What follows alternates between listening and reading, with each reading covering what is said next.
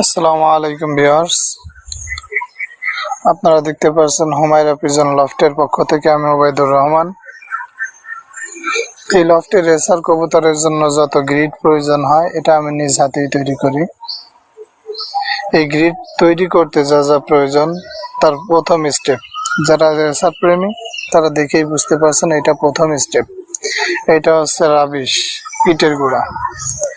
এটা আমি নেটের মাধ্যমে ধুয়ে পরিষ্কার করছি এবং পরিষ্কার করার পর এটা আমার শুকানো প্রয়োজন, এই জন্য আমি রোদ্রে রাখছি।